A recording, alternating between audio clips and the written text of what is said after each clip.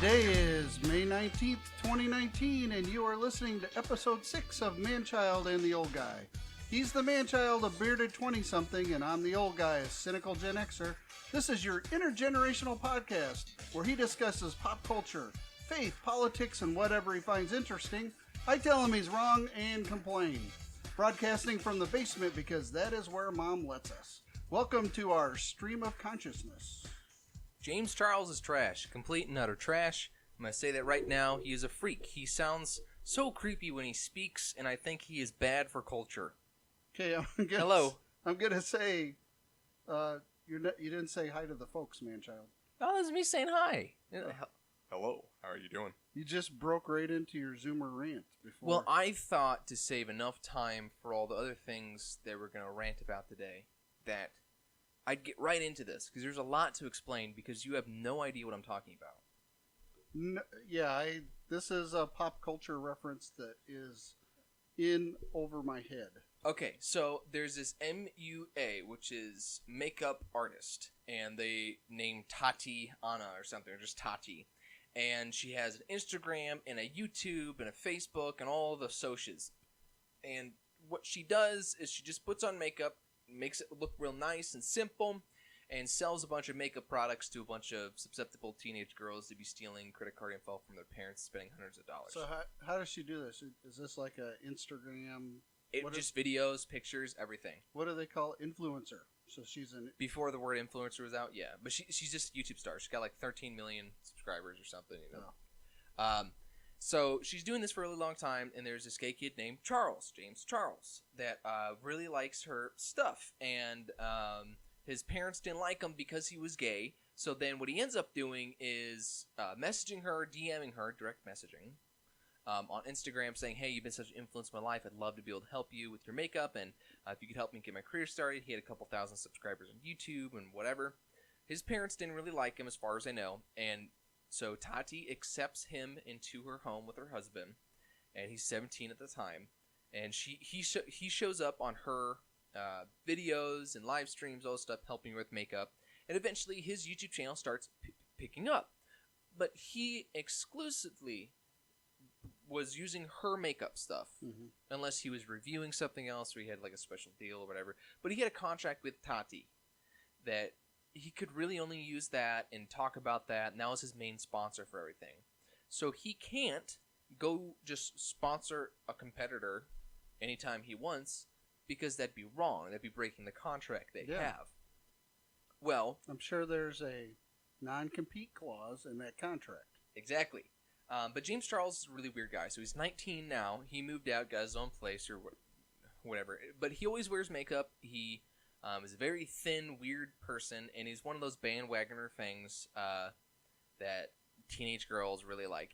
Well, to be honest, we talked about this for about 2 minutes before we started the podcast, and you said look up his picture. Yeah. So that was probably the first time. I mean, I may have seen him someplace else, but I wouldn't have known him from Bill down the street. But he does look. Excuse me.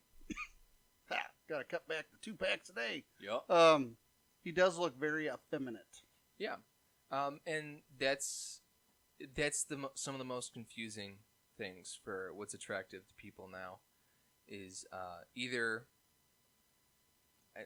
For a guy, either a chick looks, Southern Belle, or looks tough and I can work on cars, or is just like a hot chick on a beach. That's usually what a guys go for. But girls have like this huge spectrum of what's attractive and what's not. But it changes per month. Because I'm dead honest. A guy just sees like a hot chick, she's a hot chick. Alright, that's the general. I'm not saying anything about me or anyone. This is just general stereotype of guys. And women, a lot of the time, have the fantasy of like the big lumberjack guy or the sweet, sensitive, nerdy geek guy. They got those two. But that jumps around nowadays with this androgynous, female-esque, weird, gay... Android? Yeah, I don't get it. I don't understand it, but it's this bandwagoning mentality that everyone has now where 1 week you're on this and it's not cool, you jump on another thing. You're not actually attracted to it. You just think it's cool because everyone else is doing it. So James Charles is that. There's a bunch of teenage girls think that's cool. I'd love it if my boyfriend could do makeup with me and he knew what he was doing. No, you don't, because your boyfriend would be gay. That's what he would be. He would be gay. He wouldn't be anything else but gay. So stop making it seem like you want a boy that's gay. So anyway, so you Why get do you James... say it that way? What? Say what? Like gay? Yes. What? I'm just saying gay. Why do you say that word that way? G-A-Y. Gay. But you keep having a strange emphasis. I don't understand. I'm just saying gay. Gay. Are you homophobic, Manchild? I am. You know what? I am not homophobic. I just don't like gay guys. I really don't like gay guys. Do they scare you? Make me. I don't even want to talk about it. I don't like gay guys. They make me furious looking at them. Especially gay guys that look like feminine and things. They make me angry. Yes. I can tell that from our conversation. Yeah. So I don't like that at all. So James Charles already infuriates me by looking at. But you've never met him. No. I'm just his general character online, how he portrays himself, infuriates me. Well, how do you know that's the real him? I'm not saying anything about being the real him. I can hate the actor for a character they played. That doesn't necessarily mean I hate the actors. I hate that character that they decided to play. But in general, anytime I've seen James Charles do something online or in the public eye, none of us really know Britney Spears. But we've all seen Britney Spears, okay? We've all seen the crazy shave my head off. Well, she's that way again. She's in a mental hospital right now. I don't know if a vacation in the Malibu area with like a 5-star hotel. They've taken her iPhone away. Oh my gosh, it's so bad out here. But I'm just saying, we don't really know Britney Spears, but we've seen enough of Britney Spears and how she lives her life and how really weird it is that we all kind of get a gist of who Britney Spears is. So for James Charles, it's kind of the similar thing. We get this really weird, creepy dude, chick, whatever the heck it is, and people are just right now think he's really cool. No, right now people don't think he's cool. So this is what happens. So I remember we've been talking about Coachella the past 2 weeks. Yeah. He wanted to go to Coachella. Well, he gets there, and it seems as if his tickets were invalid, that he couldn't get in. And then some Sugar Bear makeup brand decides, to Sugar Bear makeup brand? It's some makeup brand called like Sugar Bear or something like that. They decide, Whatever happened to Maybelline? Those aren't popular. I apologize. My phone should have been on. It was on quiet. You're so popular. Thanks. You're getting me off track. So there's like Sugar Bear makeup brand is tells them, hey, we'll get you in, we'll give you security, all this kind of stuff. If you go on Instagram Live or Snapchat or whatever it was and promote our product and our sleeping aids stuff and our vitamins and all this other junk. So he does that, and he gets into Coachella. And then Tati sees it. Now remember, in the story, Tati has that contract with them for the makeup brand that she has and all the stuff she gives him to promote. Therefore, he's violating the contract. But she's bawling her eyes out about violating someone's trust, and then makes another video later on where she's well composed, everything's well lit, and she's dressed all nice, and exposes a 19-year-old kid about all the stuff that he's doing in his life, and talks about how I was a mother figure for him, and even he said I was, and money changes someone. I'm like, dude, chill, okay? You saying she's doxing him, or? Yes. Oh. She went into in-depth things about what he's talked about, what he likes, what he does. Well, I thought doxing was revealing like where people live. Doxing comes in different forms. There's the biggest form of doxing is that where you tell where someone is, their address, where they work. Thing is, he's pretty open about everything about his life, but none of the private stuff. So that's the beauty of being a YouTuber and all this influencers. People go crazy because they show their whole life versus showing just what you want to show people. That's the beauty of it. A lot of people are stupid. Anyways, do people really believe that they're showing them their whole lives? Yeah.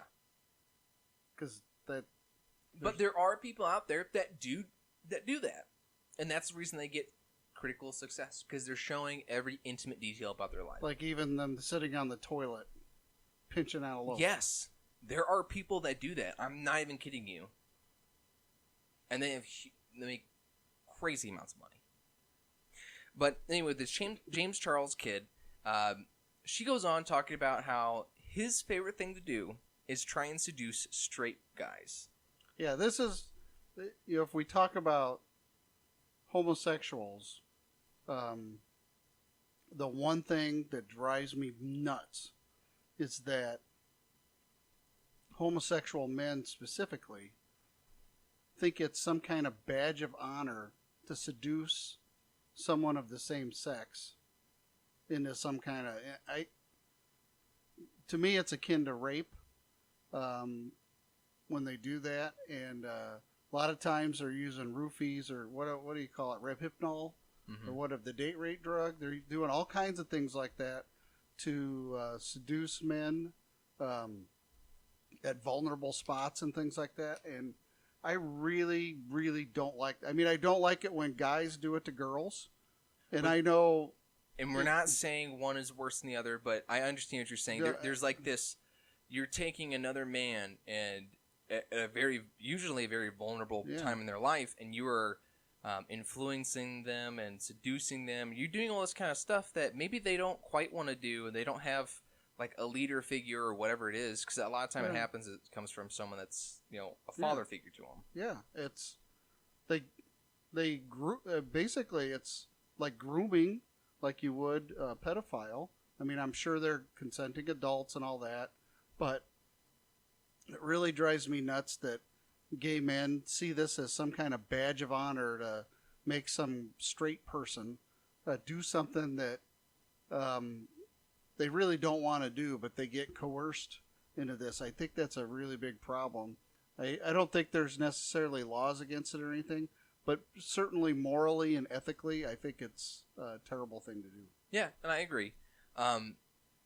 And the Tati chick goes on to explain things to James Charles, how he would go on talking about, doing sucking hoo-hoos and blowing watts and whatever. And it's just stuff that she'd say, I can't believe this kid was talking about this all the time. And then in James Charles' video, he says, I'm so sorry just forgive me for everything I've done. I'm a virgin. He just, why? There's just so many weird details.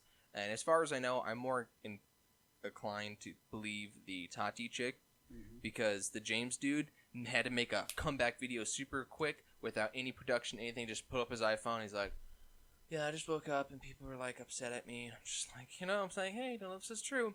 So if any of those things were actually true, he would have come up with an actual video and tried to defend himself and say, hey, look, here's receipts for this, this, and this. This didn't happen. That didn't happen. That is not at all how any of this happened. They're lying. But instead, it's one of those really quick things. I got to put out the fire as quick as I can because it's burning down my house. But anyway, so his whole thing is they'd go places and he tries to hit on straight people and seduce them constantly.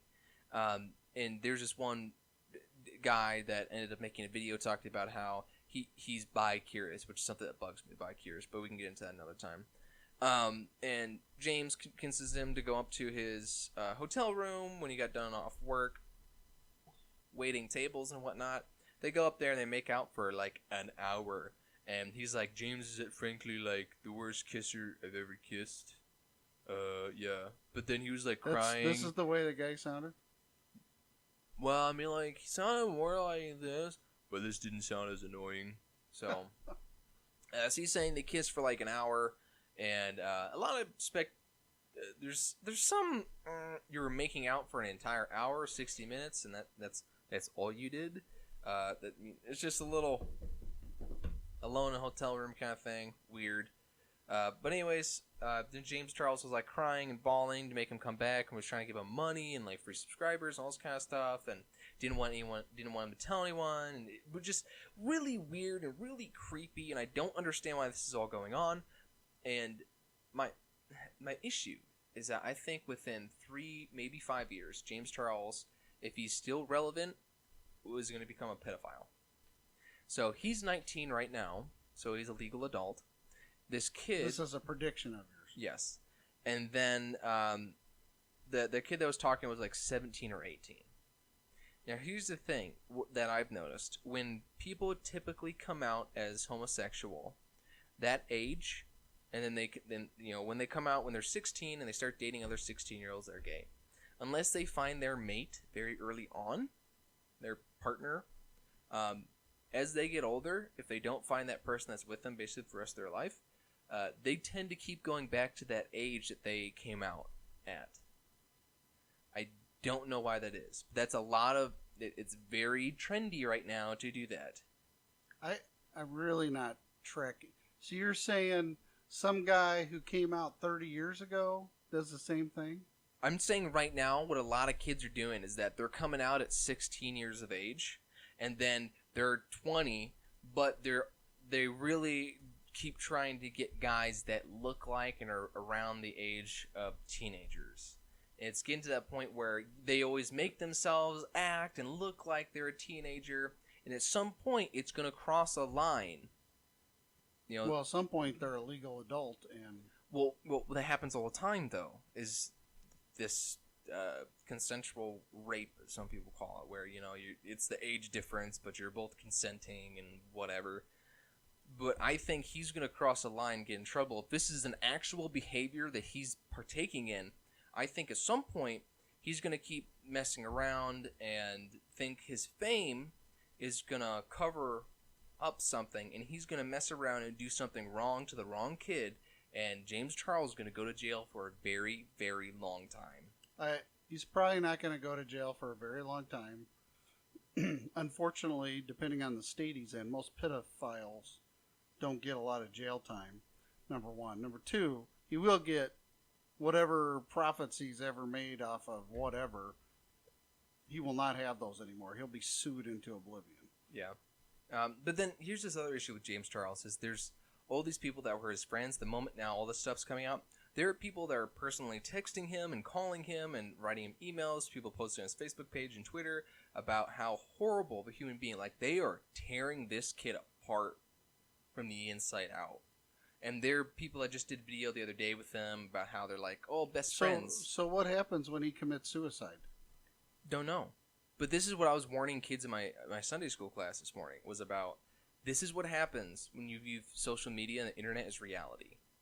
When everything... But wait. You said earlier that it is reality, that these people are... I never said it's reality. I'm saying said that these people... sharing 100% of their lives. Isn't that reality? No, that's not what I'm talking... Yeah, they're showing their whole life.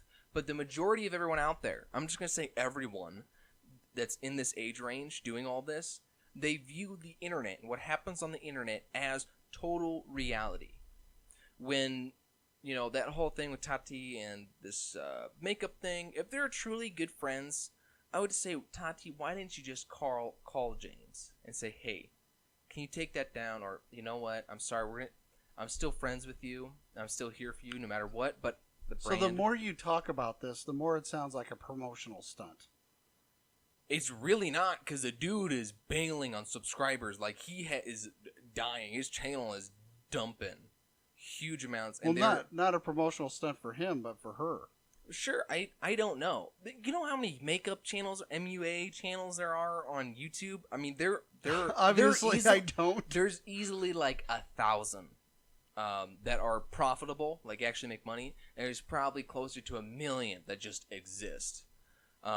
But anyways, the whole problem with all this, when I was talking about Sunday school class, is that everyone views this stuff as total reality, and it is screwing up all these people's lives. Well, sure, their brains are getting damaged. I mean, you're a teenager, your brain's already scrambled because physiologically your brains are getting shifted from childhood brain to adult brain. I'm sure there's more scientific ways of saying that, but that's reality of what's happening. And so in the mix of this, you throw in this YouTube and social media garbage that isn't real for the most part, or they put a lot of people put a greater kind of thought process into it. What do I want? Emphasis. That's the word I'm looking for. They put an emphasis on it that really shouldn't be there. And it really is like any other addictive drug. And I sit there with teenagers and young adults all the time, and it's like they can't sit and talk to me for more than 2 minutes without looking at their phone. Yeah, they don't understand because how they're to make... addicted. Yeah, that's exactly what it is. And it's what I was warning my class today about the internet being reality, but the big thing about bandwagoning, which is the mentality that happens from the internet now. So what's happening with this James Charles dude, he jumped in and put his life on the internet to a pretty good extent. Not all of it, but a pretty good extent. And he was basing his income, his lifestyle, everything he did in a frame of reference for a camera and for the internet and for taking pictures, just for the media.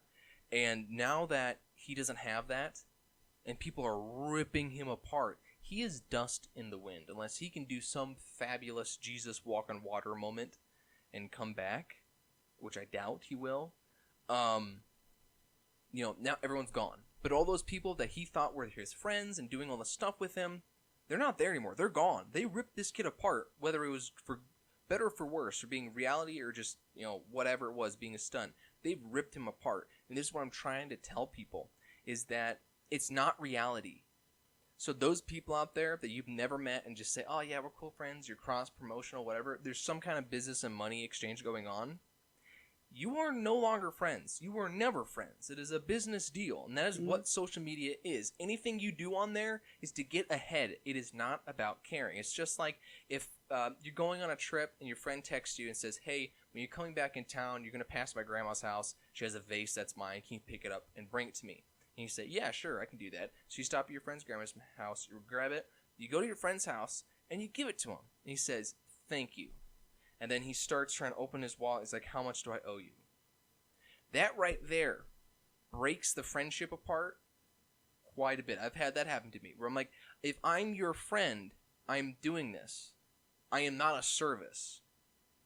I understand if you're like... But it's nice that they offer to give you money to compensate you for gas or something. Right, but if it's more than that, when it's just like, hey man, here's $5 for gas. I appreciate it. Versus how much do I owe you?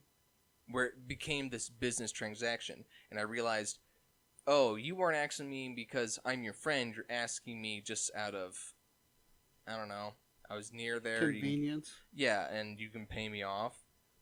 That messed a lot with my friendship, and it messes with a lot of other people. I've listened to other people talk about very similar experiences. The moment you involve money and all this kind of stuff, it's not real. Right, so maybe this whole thing is promotional for Tati, and she's making up a lot of details, and he's just not doing a good job of defending himself. But whatever they had in the beginning, it was not real. The moment that he tried to reach out to her to get ahead, she knew at some point, I'm going to throw this kid way beyond me, and I'm going to pull him back and use him as soon as there was a signed contract, all bets are off. Yeah. Just ask Steve Wozniak. I mean, people who are friends when they go into business together, family when they go to business together, quite often don't talk to each other after a few years because business is business. It's a cutthroat world. Yeah. And the almighty dollar is king. And if you're not a solid person to begin with, then the dollar is going to outweigh relationship. Yeah, and there's very few people, if ever, that...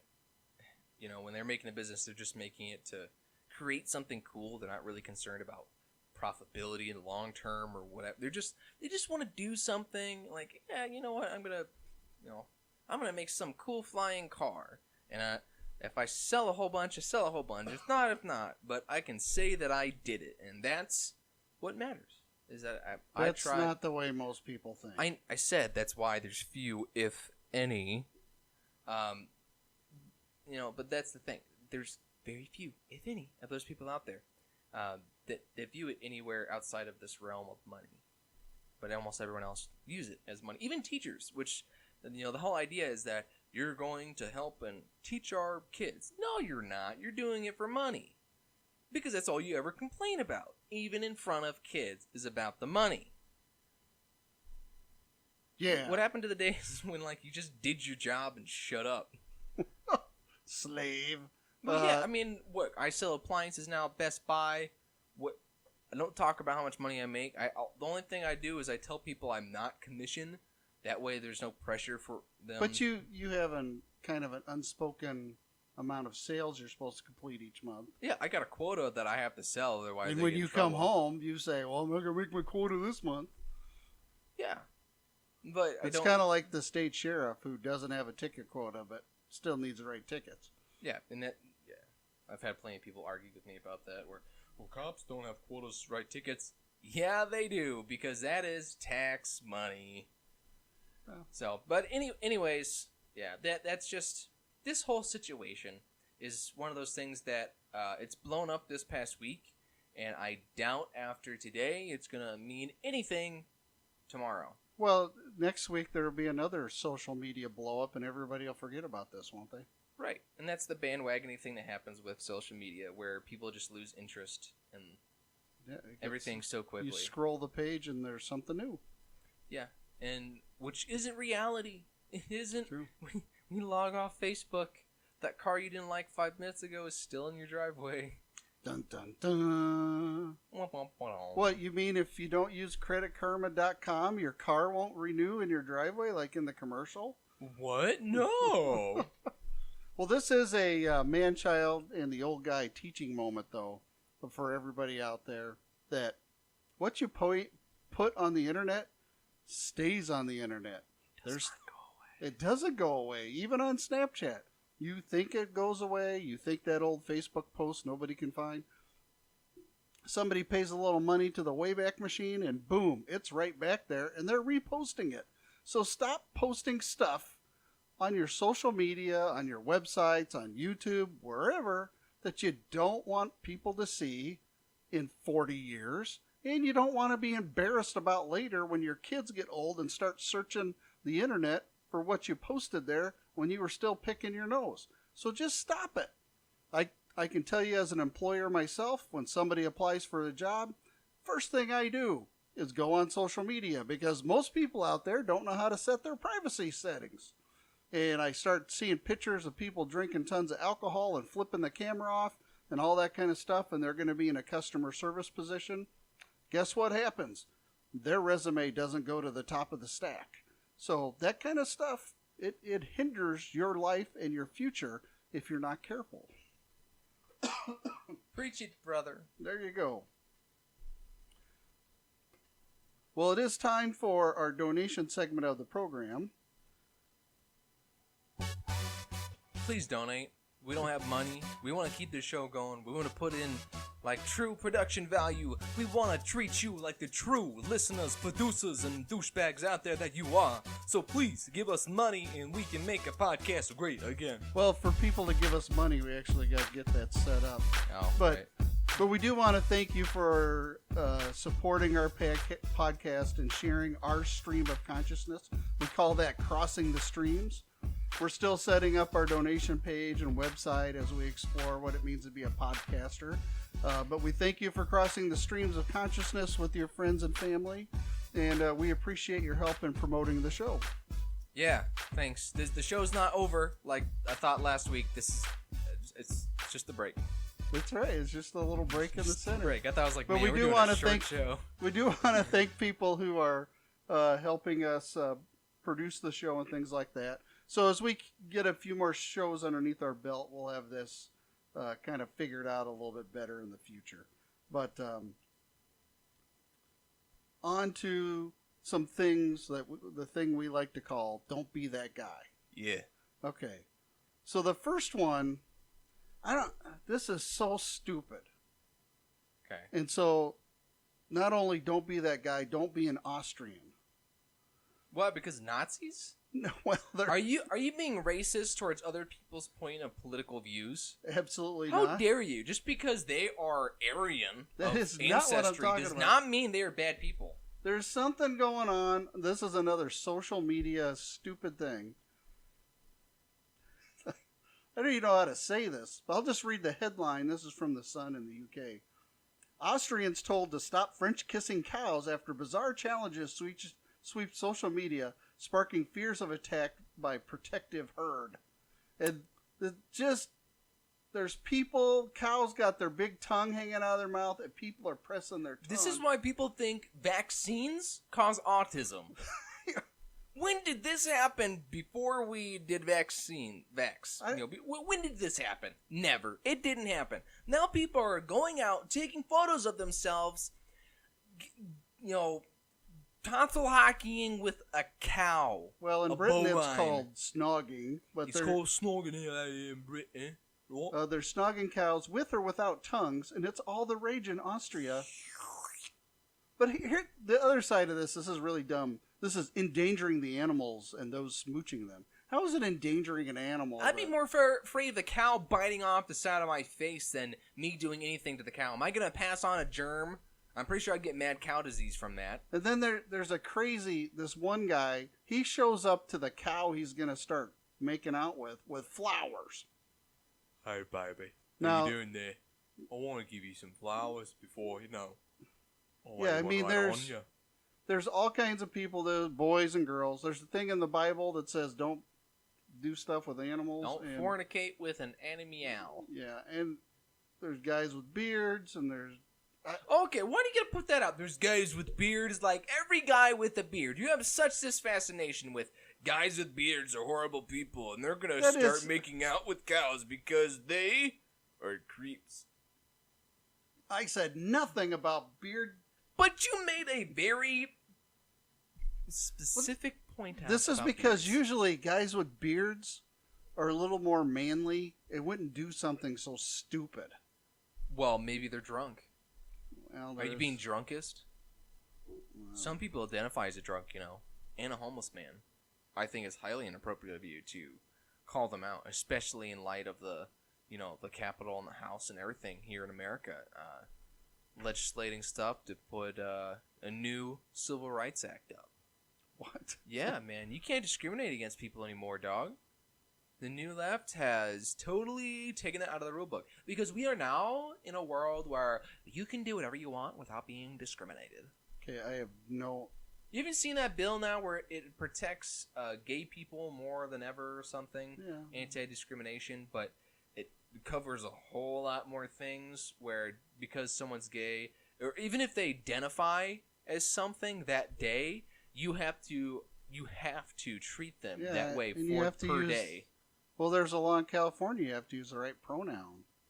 Yeah. So if I was in California, I'd refuse to use pronouns. I'd figure out somebody's name and only use their name. John. Yes? Okay. Hi, John. So the next Don't Be That Guy is again in Europe. Last week it was all Florida weird people. This year it's always in Florida. It's just, Europe is... This week it's Europe. So there's a French doctor who killed 2 patients by poisoning them with anesthetics so that he could revive them to impress his colleagues. So he gave them intentionally too much anesthesia so that he could bring them out, but unfortunately they died during the process. And his name's Friedrich. I know people can't watch us while we're doing this, but I'm giving you this dead-eye stare. He's done this to 50 people, and 2 of them died. Well, you know what? That's a pretty good odds. It is. It is. That's pretty good odds. 2 out of 50. Come on. That's better than a kid in public schools in America getting shot, odds. Right? Yeah. Well, it's like 80% of kids in public school are going to get killed in school shootings. So that's a much better odd, right? No. This is bad. I don't want to be part of this dude's... Well, what kind of doctor are you? Is this like a discount doctor? I know they got the Medicare for all crap, from Obama or something over in Europe. But what kind of doctor do you have to go to where it's so discounted that he literally kills you while you are paying him to do dental work or something, and then revives you just to impress Jenny at his office because she thinks he's an overweight, middle-aged guy that's married and has no skills. I don't know if... does France have universal health care? They all got universal stuff. The way Great Britain does? We can look it up, and I'm fairly certain that they do have a form of universal health care. You ever thought that Australia is just the southern states of the UK? No, that was the... No. Australia is a southern It's the southern states of the UK. No, it's not. Anyway, I'm just saying, you ever thought it's kind of a... It's where they... Yeah, but I mean, like... Bay, man. It's where they set Australia, Dad. It's where they set the criminals. Yeah, I'm just saying, it's like the southern states of the UK, because it's still like the UK. So Friedrich here, I'm just going to just forget you're saying that. Thanks, Dad. Friedrich here claimed that because the French government banned him from practicing medicine now, it's brought him to the verge of bankruptcy. And he put out this statement, his financial situation is very complicated. He's been without revenue for the past 15 months, whereas he could end up with an acquittal. 15 months? Yeah. And the guy's still out?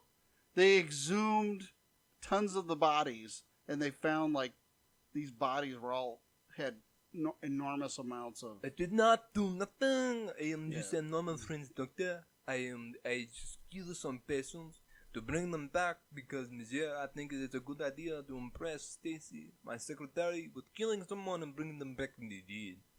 Yeah, so Bonjour. So, another man-child and the old guy teaching point here.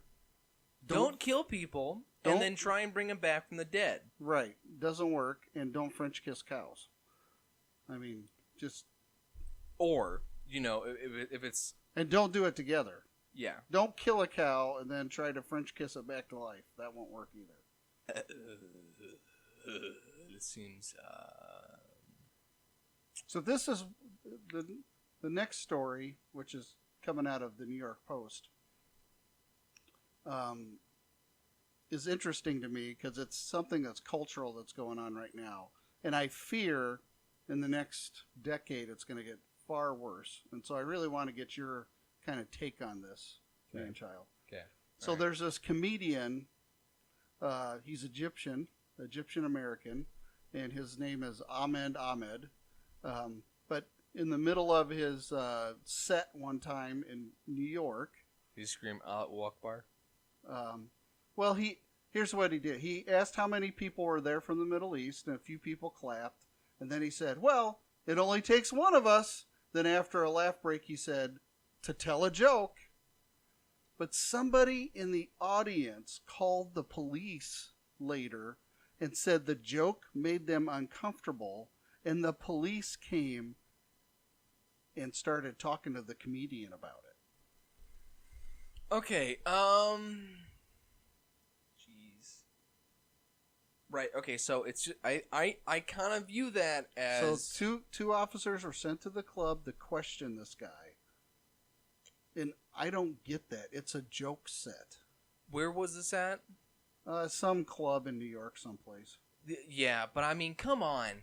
I get it that it's funny, haha. But I wasn't there for the show, so I don't know if it's in context or not. Like the whole show was just kind of those kind of jokes. But it's not only that they call it was the police didn't. They called the day after. Like so, they went to the club that night and listened to this comedian. He gives this kind of joke in the middle of his set. Right. They wait till the next day to call the police, and the police, because he's back at that club the next night, show up to question him. Wait, so the audience calls the next day? Yeah.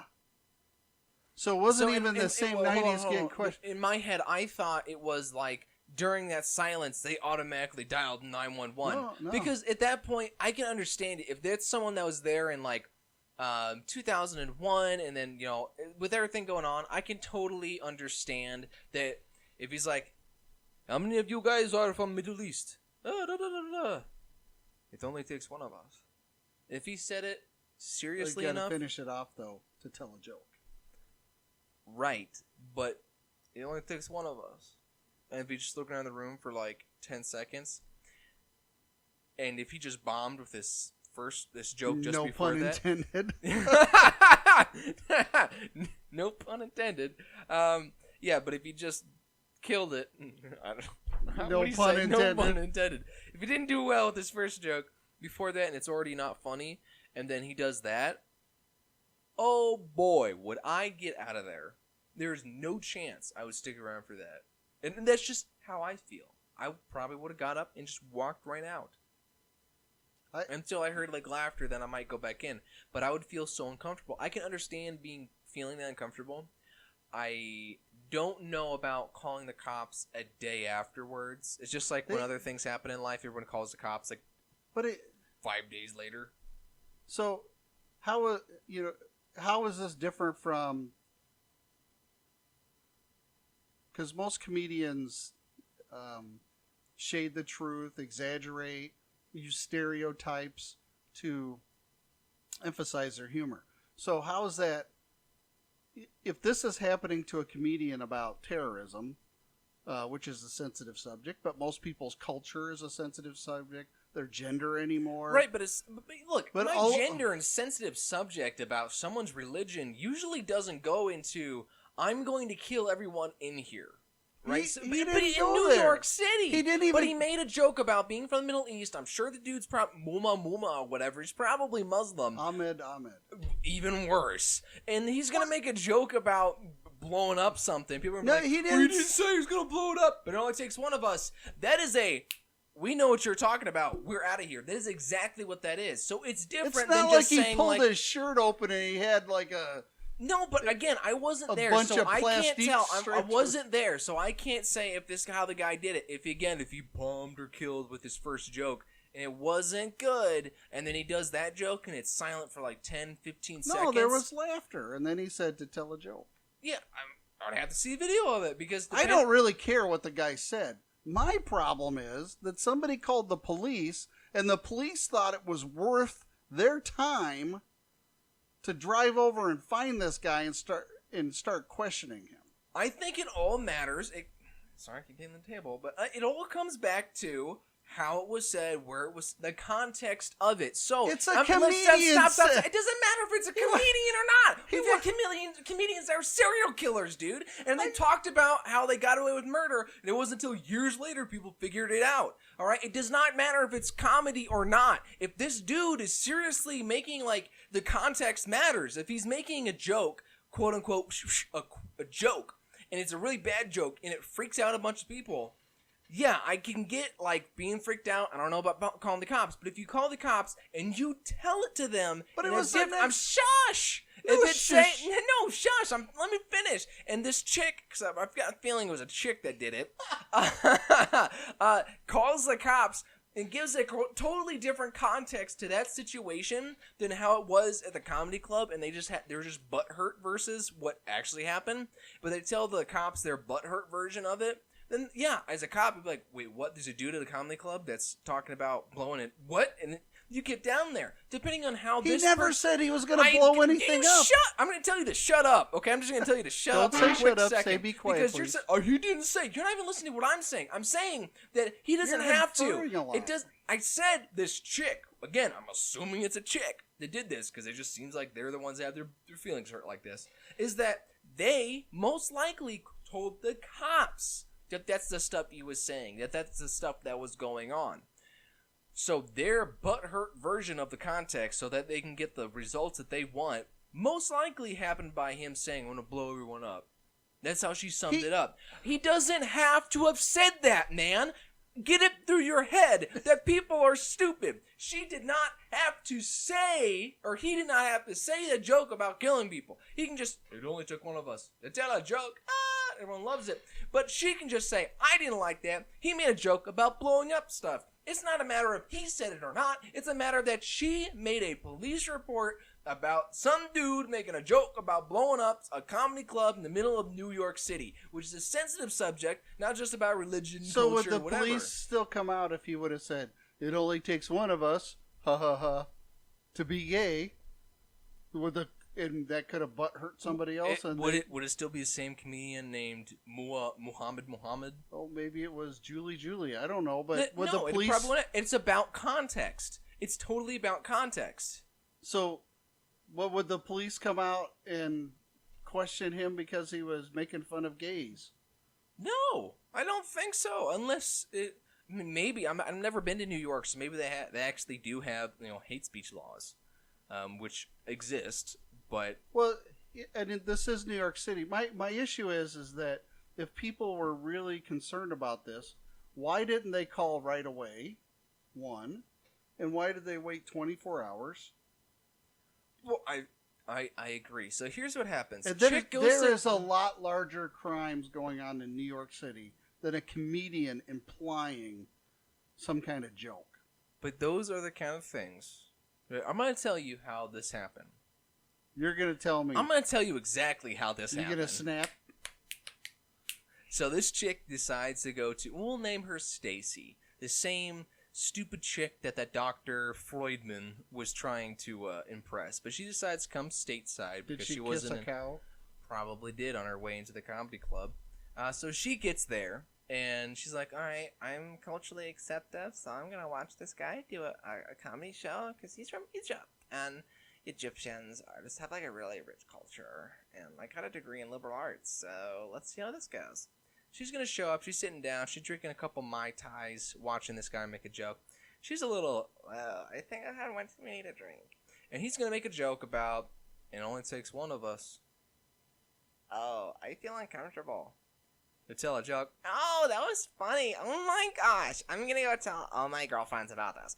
So he's done with the show. She leaves. She goes home. And it's like, girls, I got to tell you this joke. What happened, Stacy? Oh my gosh. And she's going on telling him about... And then he said, it only takes one of us, ... to tell a joke. Oh my god, Stacy, that is like so offensive. Oh my gosh, how could you ever say that? That's really offensive. And then you just have this little flock of crows nagging each other about how this is offensive. Okay. This is not SJW. This is against people of color. It's, whatever, politically incorrect. This is the same thing that happens with teenage girls when a girl goes out with a guy and she really likes him. But then all of a sudden she gets around her friends and they start saying all the little things about this guy that they don't like. And then all of a sudden she changes her opinion about the guy. Yeah, so she might have felt uncomfortable at that instance when it said it, and then it was a joke. And then suddenly it's funny because that stress just, boom, it's gone, and you're open, it's funny. I can see that. But it was the groupthink that she's part of. She goes back to the apartment that she can't afford because it costs $50,000 to have an apartment in New York, with all the 50 other chicks that are in the apartment all paying $1,000 a month, which I don't know how you could afford doing.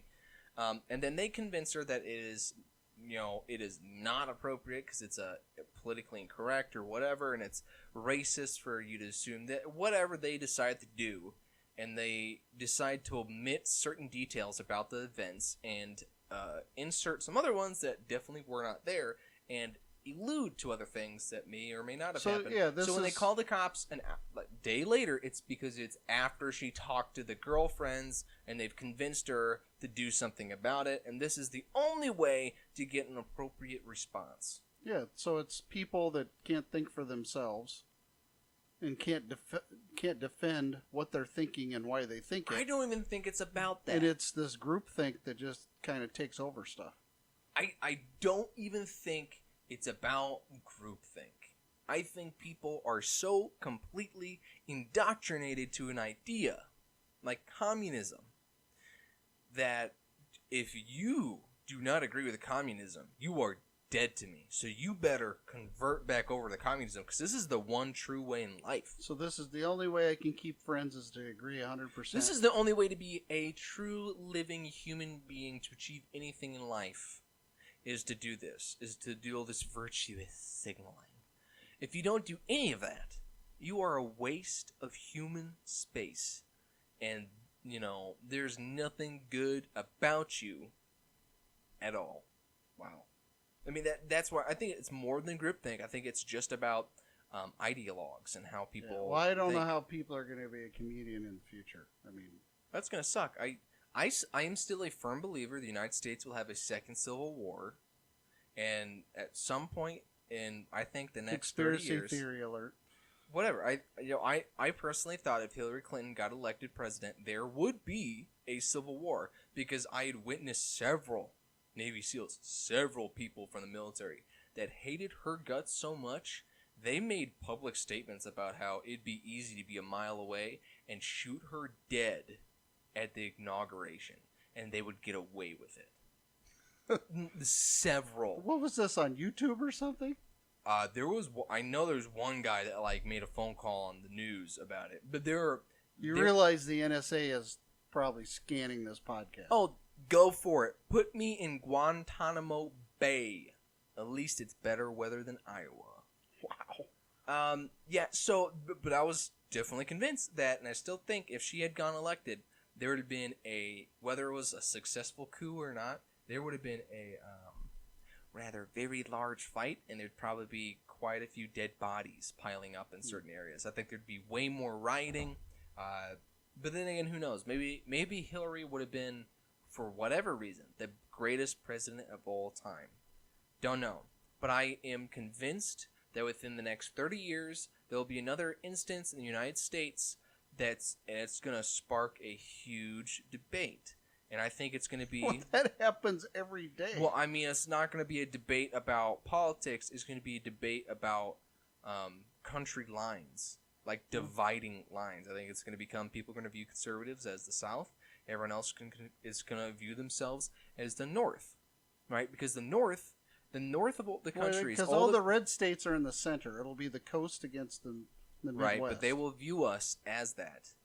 And then we won't have any option for anything else because, well, whoops, Nebraska and Iowa, we're all stuck in the middle of the country. We have no hope. But then you have those areas where you got states that it doesn't matter what the state thinks. It's about the big cities. The Midwest has all of the nuclear weapons.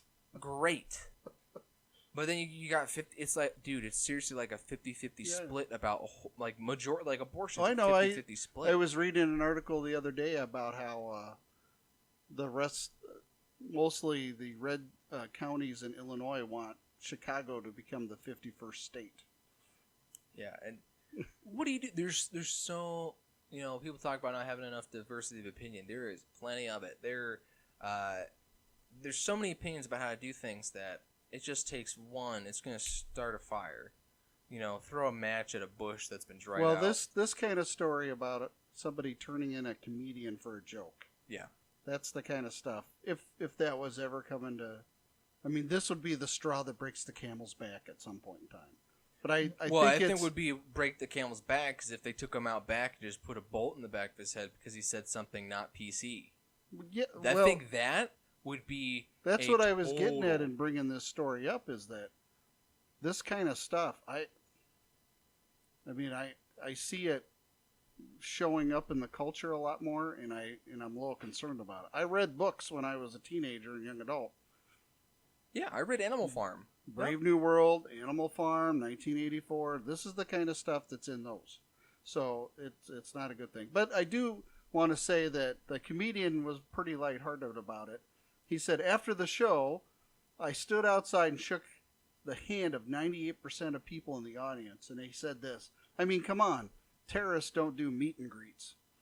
And so at some point, unless that person or the people who turned him in was part of that 2%, he engaged everybody there. And it probably was pretty obvious that he wasn't a terrorist. I don't know. I don't know, because I just say that more and more now. I don't know. I wasn't there, because so many people expect me to know so much about a situation that I can only conjecture. What's the word? Put conjecture in, or think about a subject from what details I know. And the more you talk about it, the more you come up with your own narrative about what it looked like, how people sounded, how everything went. It could have been an audience of like 10 people. And it could have been really small, just stand-up comedy thing. And the dude was just killing it. I mean, it was super funny, and he made that joke, and it freaked one person out, but everyone else just laughed at that person. They're like, yeah, you're right, it was funny, oh my gosh. And they go out and then call the cops. Yeah. So but at some point, it's going to become, they're going to take a dude out back and put a bullet behind his ear because he offended too many people. And then as soon as they don't put the cops on trial, the city's going to say, no, they did a good thing. Then you're going to have a state that's going to be like, whoa, we're going to be a little bit divided on that. You have cities trying to secede from states, and then states trying to kill everyone. Next thing you know, New Mexico is America split in half, and New Canada is the northern part of America. It's just, dude, it is a fine line. It just takes 1 second. But then again, if you just turn off the news, you turn off social media, you just go outside. It doesn't matter. Okay. Well, here's something that matters, because you talked about serial killers a few minutes ago. Oh, yeah. And there's a guy who was arrested in Tennessee. Yeah, boy. Well, actually, he was arrested in Georgia, but he killed the women in Tennessee. 3 women he's been charged with so far. 2 women in Tennessee and 1 in Georgia. He's a carnival worker. Oh, I heard something about this. I don't know anything about it, but I've heard something about it. But I shouldn't laugh because people died, but the way he's telling police these women died is comical. Like, how'd he kill them? He said he shot each of them. But he says he did so accidentally. So he's let's see. So the first woman, he shot the first woman. He said he buried her body near his home in Virginia, and he was on a walk with her, and his gun accidentally discharged and shot her.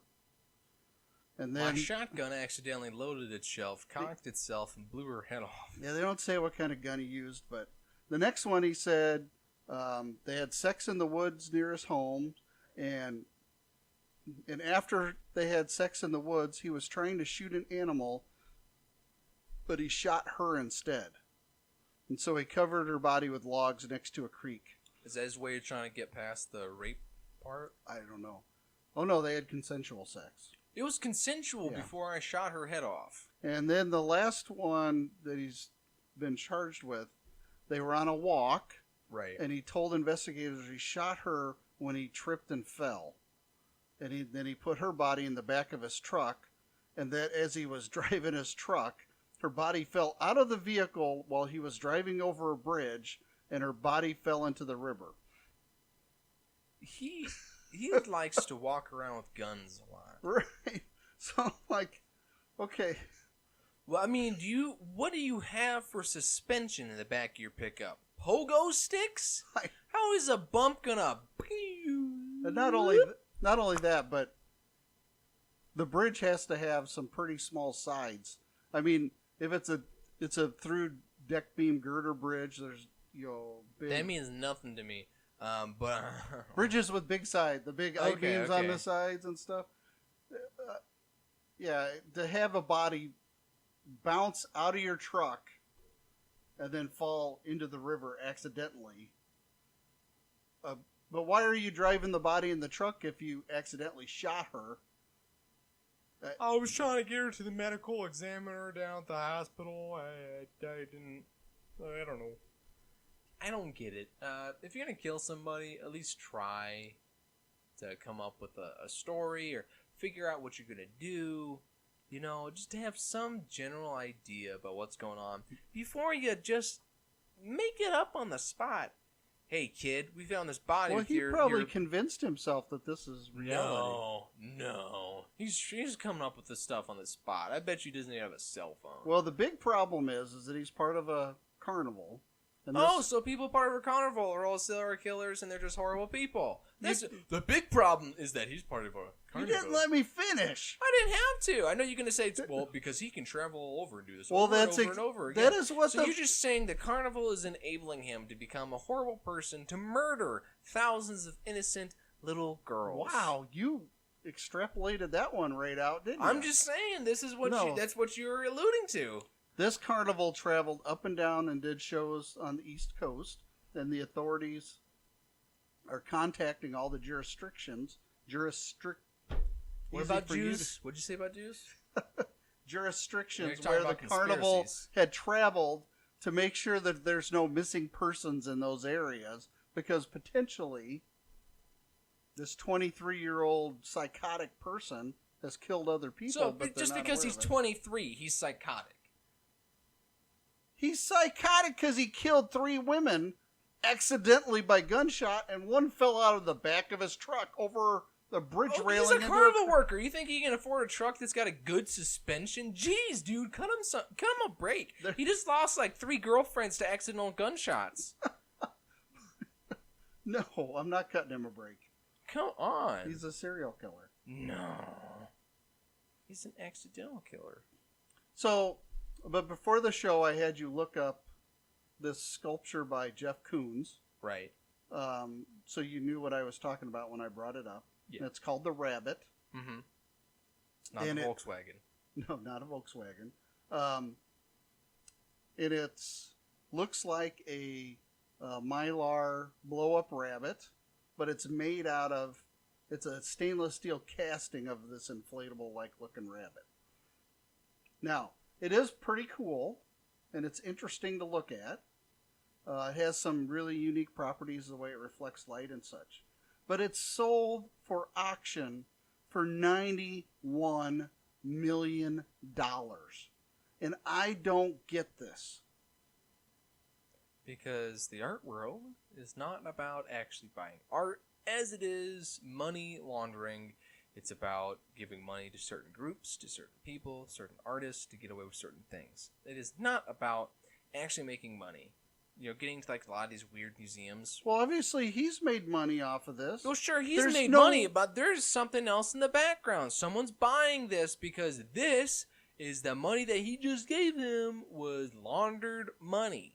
There's a lot of the time why these things go for such crazy amounts of money. You see the same thing every year get sold again and again and again for more money because it means you can have more money at one time and launder it at one time. So if someone buys it, then they sell it again for even more money, and they just keep doing that over and over and over and over and over and over and over. And they, you think it's different people each time. The reality is the same corporation, just a different employee each time, laundering money, hundreds of millions of dollars every single day of our You existence. have no evidence of any of this. I have plenty of evidence of this because I was part of the art world. Okay. Yes. I have more of an experience and knowledge of this kind of stuff than you do, good sir. Where I have helped set where up in- these sorts of things. where in the Kent Bellows studio where there's money laundering going on? Not the money laundering, but at the Johnston, a lot of these other places that people set up these kind of things, anywhere that people are bidding on something, it is not about actually buying it. It's about laundering the money. But laundering the money means that there's some nefarious activity. If it's simply a rich person who has a lot of disposable income, why is it automatically going to laundering money? Majority of the time. What happens is, Company A buys the painting, right? So it's an expense to them. Now, all they have to do is put it back up for auction under a shell company. Now, shell company decides to put it up for auction. Company A buys it for $100 million. Great. Now, shell company just sends that money back to Company A, and then they put that money. Okay, you don't understand laundering money. Dude, I'm then. saying this is how a lot of the crap works. Okay, and that's fine, but that Dude, is not laundering. dude, That is dude. that is that is not laundering money. Laundering money is I brought in money from the sale of drugs or something like that illegally, and I put it through my business and then pull it back out so that it looks like it's So the money is no longer in Company's A thing. It goes to buy this product. It goes into the fake company, the shell company. So what they do is that money just gets wired for a quote-unquote purchase from Company A. So the money goes back to them, and they can just keep doing that over and over and over. That's called a hiking the price. Ponzi scheme. No, dude, because That's not laundering it's not, money. Yes, it is, because no one ever actually buys the painting. It just goes back to the same company. Company A owns the Mona Lisa, and they just keep doing it. What do you mean it's not money laundering? It is money laundering. Money laundering is to You are cleaning every money. show you belch. So what? Laundering money is taking illegal money Yes. that was gotten under Yes. nefarious context Yes. and then pumping it through your business or whatever and making it into legal money. What you're describing is simply a Ponzi scheme, like me writing you a check and then you writing me a check after you deposit that check, and we keep going back and forth with the same check so our bank accounts look like they have more money in them than they actually No, it's not that. do. It is so that the money is considered not illegal. If I sold Just hush up. Give me 2 minutes. Then you've Just already look at the explained clock. it twice. Well, obviously you don't understand it then Because if you don't know what you're talking yes, about. I do.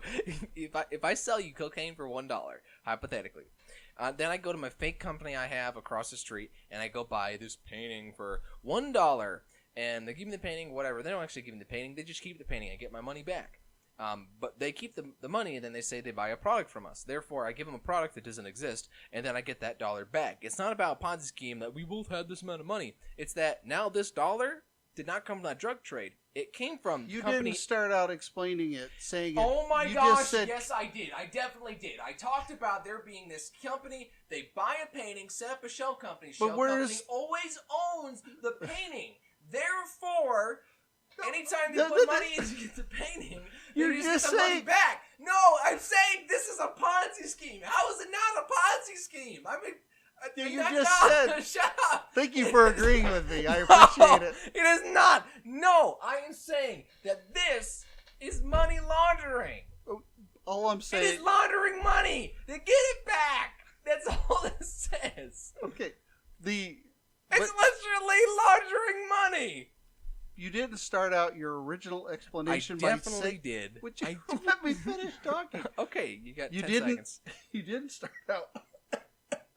5. You didn't start out your original explanation by saying they purchased cocaine. You just said Company A did money to Company B. No. Do I really need to go into depth to explain money laundering to you? Someone that I know completely understands money laundering. So I have to go in enough depth to say exactly where I got this money, the exact date, the hypothetical people, what kind of car that was shady enough in a dark alley in the middle of New York City where I bought the drugs from and then sold them to you to get the money back, to go back to company A, then to put into the shell company with the painting. That way I can give the money to the company with the painting, and then they give the money back by quote-unquote buying a product, and therefore I have the money again. But now that they have the painting again, I can just keep buying the painting back from them, even though the painting never has to go anywhere. It just stays with company, the shell company, and I just keep pumping money into them, and then they keep pumping money back into the company because they're saying they're buying something, therefore the money is laundered because it's being cleaned by buying the product and being sold to me again. All that to say, I think it's nuts that somebody paid $91 million for a 3.5-foot casting of an inflatable rabbit. I agree. I think laundering money is wrong. Wow. Speaking of that, guess who needs to wash their interstate? I'm gonna say Iowa. No, Indiana. Dang Pretty it. close, though. I was thinking Midwest. What's About up? What's a bunch midweek last week, a semi hauling 41,000 pounds of amber honey lost control and rolled over on the I-80-94 interstate. It contained 5 containers of honey that fell out of the truck, and at least 4 of the containers are leaking honey onto the interstate. 8 containers of the honey are still inside the box trailer after the crash. So is it like just leaking honey on the interstate? That's like, by now I'm sure it's getting pretty hot. It's getting like sticky, and then you're driving, and it's messing up road conditions. I mean, I don't know. It's not Wile E. Coyote, so I don't know the reality of what that would do to a car. Yeah, it's not going to do much to a car, but if they don't clean that off of the interstate, it's going to attract a lot of bugs. It's just a sticky situation. Oh my gosh. You are so funny. Yeah, I know. Just looking, that is. Thank your you. joke was good, too. Thanks. I waited all week to say that one. Sophisticated yet infantile. Yes, good job. So, speaking of police out on the highway, there's an interesting story this week about the Nebraska State Patrol. Mm-hmm. They have kept the 1993 Ford Mustang. Oh, yeah. It's one of the only ones in the country. I believe it's a 5-speed. I think it, because you have to know how to drive manual in it, and the majority of the time it just sits. It's not the one that they drive around all the time. It just sits on the side of the road. Well, they do display it at a lot of things. Ford only made about 15,000 of them or so. Yeah. But the State Patrol still uses it in parades and community outreach. But they do sometimes use it out on the highway, and it actually beats the modern day cars, like the Dodge Charger that they have, and also the modern day the thing's just Mustang. a floating box. Yeah. That was the beauty of that Mustang. It was just a little square triangle-y box, and it's got a big engine in it, and that thing just goes. Not just a big engine. I mean, it's a big 5-liter V8. Mm-hmm. But it's all made out of the hoses in it are metal. There's no rubber hoses in it. I mean, it's built as a race car. And I bet this thing pegged out at probably well over 150 miles an hour. Oh, yeah. Yep. But I think it's interesting that they've kept it. I remember seeing in the touring auto shows of the day, not this exact car, but the State Patrol always had one of their, when I was a kid, they would have these auto shows and we'd pay our 2 bits to go because they'd have like the Dukes of Hazzard car and Starsky and Hutch and those kind of things at these car shows as an extra attraction. And the State Patrol would often have their cars there, and they would have the hoods popped, and you could sit inside of them occasionally. But the cool thing to us teenage and young adult males was looking in at these massive motors that were all chromed out, a lot of stainless steel in them, not a rubber hose in them. The only thing rubber in there was really the belts. Yeah.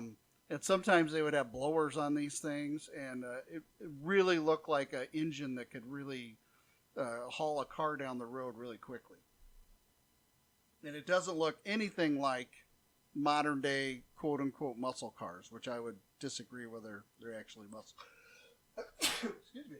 I think the definition has changed for muscle cars. I wrote a whole paper on that, if you remember that. Yeah, I remember. Yeah, so I personally think the definition for muscle cars needs to change because, like, if you want to say classic muscle cars, great. I think that's a good definition for what those cars used to be. But what's classic? A classic? A classic is a V8 coupe car that's only rear wheel drive. That is the classic definition of a muscle car. Posi-traction? Sure, or whatever. A classic muscle car to me is from the 60s and 70s. Well, it gets debatable about decades, right? Because the first actual muscle car that fit the criteria for doing it was the Buick 494. I don't know, there's some number scheme or something. But that was the first one that really met the criteria of becoming a muscle car and was treated the way that muscle cars are. And then Buick had one too, or Pontiac had another one too, like GTO and whatever. But it just comes down to the definition. They've had to lighten it up because then if you start saying 60s and 70s, you have to make another definition. They classify the 50s and then the 40s and then what about the 80s? And it just gets the cars from the 40s and 50s, those were chopped in the 60s to make some sort of race cars or muscle cars out of them. Yeah. They put larger dragster engines in them and things like that. What wins on Sunday sells on Monday. Right, but in the 60s, mid-60s, early 70s, these cars were non-altered out of the factory fast. People would add things to them, of course, but when you look at like the 1969 Dodge Charger, yeah, but the then would you Mustang, consider? Okay, so you consider the Mustang muscle car, even though it's actually a pony car. The 68 Mustang that had the 5-liter motor in it, yeah, the V8, absolutely. It was one of the fastest production cars made that year. Right. But a lot of people have an issue with it because it's not a muscle car, because it doesn't meet the length and weight criteria that, like, the Dodge Challenger Charger did. Yeah, well, those are just bigger cars. But Giant. their length on them, though, was artificial. I mean... Well, it's just like the 70s Mustangs. I think it's the Mach 2. There was like 2 feet between the front bumper and the radiator. Yeah. Why? I don't know. I didn't get anything out of it. It was just to make it look cool. But this is where I think, classic muscle car, the idea, needs to be kind of put away. Because even now, I would argue that for muscle cars, you got, like, the Dodge Challenger really sticks to its roots. Because you can still get that just rear-wheel drive, no other amenities, basically, and a V8. And that's really sticks to it. It even sticks to the way it looked, too. Yeah, I think it looks good. And then you get the Mustangs where, in general, you can't call them a muscle car because they're a pony car, but they've evolved into the class of muscle cars. I mean, they are gigantic. Yeah. Even compared to the ones from the early 2000s. They are gigantic now. But most of them only are coming with 4 cylinders. And then occasionally you have a 6-cylinder. And then only when you're buying a 302 Boss do you get a V8. Outside of that, it's basically just a 4-cylinder. But even that's really fast and powerful. I say you don't really need much more than that anymore because the technology they've created, along with the specialized transmissions they're sticking in these things. I mean, those 4 cylinders off the line are as fast as the old V8s.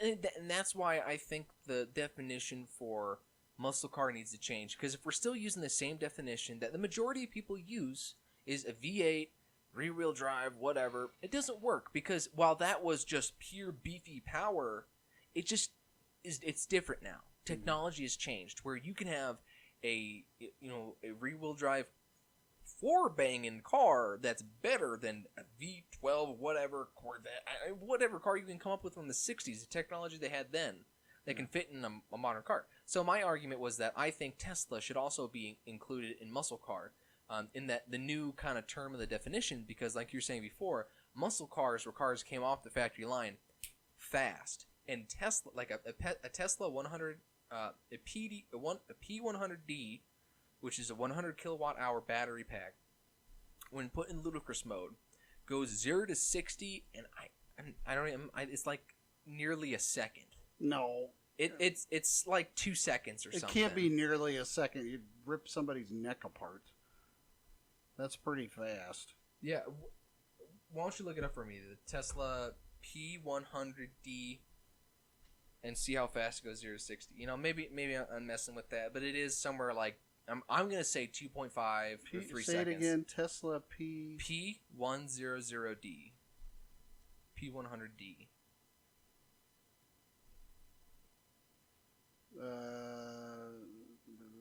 3 seconds?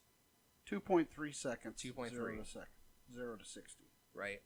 But that thing's electric. But that thing is... Well, electric cars have more torque. Right, but they get up that speed, then they kind of just stay at that speed. But it's still fast. I mean, they're zooming around like 150 miles an hour still. And that's where I think the modern term for muscle cars should change. I think it should include like electric cars. If you make an electric car, Ferrari's faster than the Tesla. Yeah, but a Ferrari's not a tenth of a second quicker. Yeah, a tenth of a second. But a Ferrari's not American muscle though. No. So that's why I'm not looking at BMWs or whatever, because it has to be from the United States. Tesla is an American company, just like Ford and Dodge. And I guess Chevy, but whatever. I trust Dodge more than I trust Chevy right now. They're American companies that make American cars. And they kind of stick to that formula. And then the Teslas, they got a muscle car kind of looking sedan-esque-ness to them. I just think the definition needs to change, whether people like electric or not. I don't necessarily like how the new Mustangs really look. But hey, whatever. It's still a muscle car. You know what? I really like the Dodge Challengers. I think they look great. If you get the V8, there's a package you can get where it's a fuel-saving thing, where if you put it in eco mode, it only uses 4 of the 8 the cylinders. So it's just a 4-cylinder Challenger on the street, and then once you put it into sport or something, all 8 of them kick on. You know how cool that would be? Because you can get almost technology. Like 30 miles a gallon in a Challenger. Yeah. That's nuts to me. Well, that's good engineering. Yeah. I mean, that's what that is. They have the technology to do it, so why not? Modern day cars are run entirely by computers. You think you're driving your car, you're nuts. When you push on the gas, you're not doing anything but sending an electronic signal to some kind of electronic carburetor in a computer thing. The only thing you are doing when you turn the steering wheel, you're actually turning a rod that, of course, it's power assisted, but you're actually still turning the tires. But it won't be long before a car. There's some cars that yeah, don't. they're totally what the It's just aircraft a computer. engineers call fly-by-wire. It won't be long, and cars will be totally fly-by-wire, which is a little scary simply because if something goes haywire and you try to turn and you're not Shaggy. turning, yeah. So, but it's scary and as long as they have redundant systems, we should be okay. Yeah, I want to get a 6-cylinder Civic engine and put it in my car. Did they make a 6-cylinder Civic? Yeah, Honda makes 6 cylinders. In a Civic? Yeah, In a Civic. yeah, they have them in the Accords too. They're more popular in the Accords, so you can. It doesn't really matter, but they're the same engine. But I want to get. It'd be more appropriate to say Accord because they don't. Do they put them in? I don't think they put them in the new ones. The new ones just have turbochargers. But yeah, I want to get a 6-cylinder Accord engine and put it in my little Honda Fit. Won't fit. It can. It has been done. They can fit in there. No, come on. Yeah. Mm-hmm. Yes, sir. They do fit. So I want to see what that really would be like. I saw a guy put a Your four-cylinder motor barely looks like it fits in your Honda Fit. No, there's plenty of room in there, man. There's gaps all over. It's not like the gerbils have a brake room. No, but that VTEC though, when it kicks in, bro, yeah, man. I love VTEC. I wish Honda didn't get rid of it. Yeah. Well, speaking of kicking. Oh, is this Arnold Schwarzenegger? Yeah. Oh my gosh. Did you see the video? Yeah, I saw it on Instagram. I watched it like Did you 50 see times. the video from the other side? Where he's just standing there and a dude just comes up behind him, drop kicks him? Right, but did you see the video? Somebody had a video going from the other side of Arnold. And the original video they posted, it looked like Arnold went down and stuff. But when Yeah. you view it from... Oh, yeah, it just like pushes him forward a bit. And Yeah, he looks it's... around like, what? It was like, what fly just hit me? That's just amazing. Because I grew up with Arnold. Now, some of his original movies, like Commando and stuff, you've sat and watched. I love Commando. Yeah. The continuity errors are amazing, yeah. And just his one-liners that all started kind of with that movie. And I'll be back. It was like a question in that. I'll be back. And Yeah. it comes back to Terminator. I'll be back. It's a... Yeah, so I grew up with the guy. He's like 70 years old now. But, I mean, he's down in Africa supporting his Arnold Classic Africa, which is all these sporting events and such. And he's hanging out with the kids. He's looking pretty old, but his pythons of justice Even are when he still turns there. around, you kind of see a bit of a belly, but his pecs are still like, kabam! Yeah, and I mean, his hair's getting kind of thin, but I'm sure he could beat the crap out of me. Oh yeah, and I just think that's so cool though. He's not one of those dudes who just banked it and then disappeared. He's still out there, like totally living his life. So cool for him, even though he's got like a 16-year-old son. Yeah, the from the maid. The funny part I thought in the video though was after the kid ran up behind him and tried to do something like hit. I mean, I'm sure Arnold's like let's say 250. And this kid that looked like he ran up to... It looked... From the story, he was trying to do something to Arnold before, but security held him back. And security turned their back for a second. He ran up to do this flying. So the kid probably weighs like $105 and hits this Terminator mass immovable object and barely even does anything to it. But while he's on the floor, Arnold's security comes over... And he just like picks him up with one arm and throws him up on well, his but shoulder. did you see the security guy like put his hand in his hair and was like, just yanked him up by his hair. You're gonna get in a lot of trouble, kid. It just drags him off. I thought that was the funny part. It was. I want to see someone edit it to where he kicks Arnold, he goes back a little bit, and then it just does that morph from the Liquid Terminator, and his head and body just like, instead of him turning around, is just the back of his head becomes the front of his head, and his whole body like morphs to the front of it, and looks at the kid, and an eye goes red. I'd love to see someone edit it to do that. That would be pretty funny. But I'm amazed by the guy being 70 years old. He gets the flying drop kick stuck at him WWE style. It doesn't He just even turns around like, what did you do? He's just like, what's up with that? Well, anyway, that's about it for today. Yeah. It's been a long week. It's been a long day. Well, we'll be broadcasting from our basement again next Sunday. I'm the old guy. And I am the Manchild. And until next week, don't fall up a down elevator. And remember, if I don't make it back, you made me come here.